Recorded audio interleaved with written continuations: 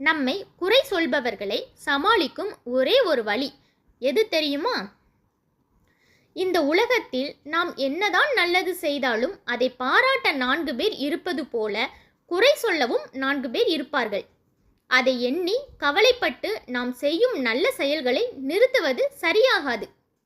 ஏனெனில் குறை கூறுபவர்கள் யாரும் நமக்கு ஒரு பிரச்சனை வரும்போது வந்து நின்று உதவ போவதில்லை. இதை தெளிவாக புரிந்து கொள்ள ஒரு குட்டி கதையை பார்ப்போம். ஒரு ஊரில் அச்சுதன் என்றொருவர் வாழ்ந்து வந்தார். அச்சுதன் மிகவும் நல்லவர், நேர்மையானவர், இனிமையாக பேசக்கூடியவர், உதவும் மனம் படைத்தவர். இருப்பினும் அவருடைய மனதில் வெகு காலமாக ஒரு குறை இருந்து வந்தது. அந்த குறை என்னவென்றால், என்னதான் அவர் நல்லது செய்தாலும் அதை சிலர் புரிந்து கொள்வதில்லை. எவ்வளவு உதவி செய்தாலும் சூழ்நிலை காரணமாக ஏதேனும் உதவ முடியாத சமயத்தில் நண்பர்களே இவரிடம் முகத்தை காட்டுகிறார்கள். இவருடைய குழந்தைகளுக்கும் மனைவிக்கும் இவர் நேர்மையாக இருப்பதால் தான் தாங்கள் கஷ்டப்படுவதாக ஒரு எண்ணம் உண்டு என்பது அச்சுதனின் கவலையாக இருந்தது.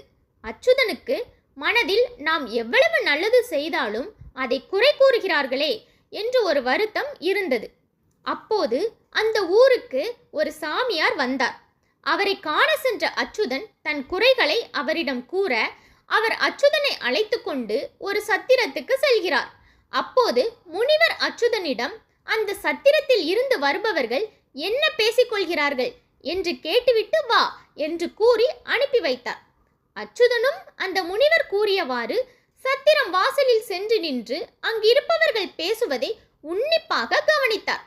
சிலர் இந்த சத்திரத்தின் உரிமையாளர் போல ஆட்கள் இருந்தால்தான் நாட்டில் மழை பெய்கிறது என்று பாராட்டியும், இன்னும் சிலர் இந்த சத்திரத்தின் உரிமையாளருக்கு காசை சம்பாதித்து என்ன செய்வது என்று புரியாமல் சத்திரம் நடத்துகிறார் என்றும் பேசிக்கொண்டனர். இதை கேட்டுவிட்டு அச்சுதன் முனிவரிடம் வந்து நடந்தவற்றை சொன்னார்.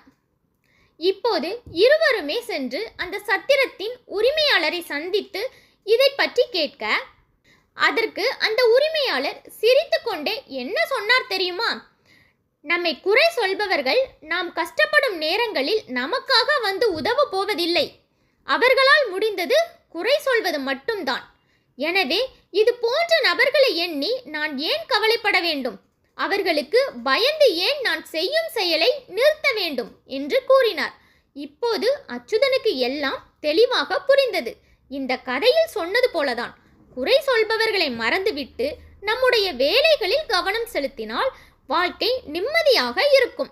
முயற்சித்துதான் பாருங்களேன்.